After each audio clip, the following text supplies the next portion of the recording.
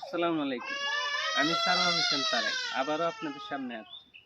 আমি আজকে যে কথাগুলা বলবো আপনাদের সামনে, সে কথাটি হচ্ছে আমাদের এই কিশোরগঞ্জ শহরে বা কিশোরগঞ্জ সদরে বা কিশোরগঞ্জের বিভিন্ন উপজেলায়, কিশোরগঞ্জে আপনারা জানেন প্রতিনিয়ত ১৩টি উপজেলা আছে। এর মধ্যে অন্যতম একটি উপজেলা আছে, সেটি হচ্ছে নিকলী উপজেলা, নিকলী হাওর। যখন এই বর্ষা মৌসুম আসে তখন ইউজ পরিমাণ বিভিন্ন জায়গার থেকে, দেশ থেকে বিদেশ থেকে, বিভিন্ন জায়গার থেকে কিশোরগঞ্জে নিকলী হাওরে ঘুরতে আসে।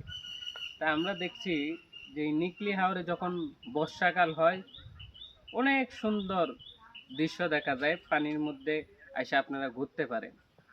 যারা ঢাকাতে বসবাস করেন, শহর অঞ্চলে বসবাস করেন, তারা হয়তো হাওর অঞ্চলের উপভোগটা নিতে পারেন না। সেজন্য আপনাদের উচিত কি একবার আসা। তো আপনারা জানেন যে আমাদের নিকলীতে হাওয়ার বিলাস আছে এবং আরো অন্য অন্য রেস্টুরেন্ট আছে, অন্য অন্য এই হাওয়া উপরে ভাসে বাষ্পমূল আছে, নৌকার ভিতরেই সবকিছু পাওয়া যায়। এটাকে বলা হয় বাষ্পমূল। এখন আমার কাছে অনেকে প্রশ্ন করে যে আসলে আপনাদের এই নিকলী উপজেলা যাইতে কত টাকা খরচ হতে পারে। সেটা অনুমানটা হচ্ছে আপনারা যারা ঢাকাতে বসবাস করেন, আমি যেভাবে আসি, যে আমার আসার যে একটা অবস্থা, আমি আসি দেখা গেছে আপনার টাঙ্গাইল বাস স্ট্যান্ড আছে একটা, মহাখালী বাস স্ট্যান্ড। মহাখালীর এই টার্মিনালটাকে বলা হয় টাঙ্গাইল বাস স্ট্যান্ড। তো এই টাঙ্গাইল বাস স্ট্যান্ডটা থেকে আমি বাসে টিকিট কাটি, ৩৫০ টাকা ভাড়া নেই।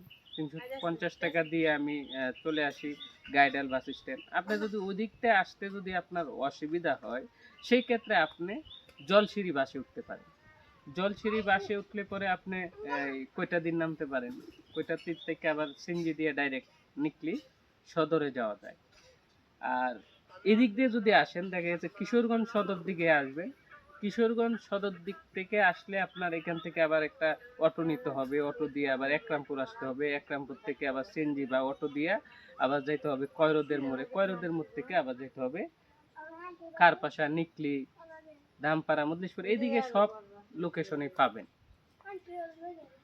এই হচ্ছে আজকের ভিডিওটা। এই ভিডিওটা করার জন্য আমাকে এক ভাই অনুরোধ করছিল যে হাওয়ারের বিষয় নিয়ে, হাওয়ারে আসার জন্য কিছু কথা বলার জন্য। এই জন্য আমি আজকে এই মেসেজটা আপনাদেরকে দিলাম।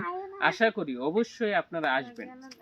দাওয়াত থাকবে, কিশোরগঞ্জ বাসীর দিকে আসবেন, নিকলী হাওরে আসবেন, আপনাদের দাওয়াত। ভালো থাকবেন, সুস্থ থাকবেন।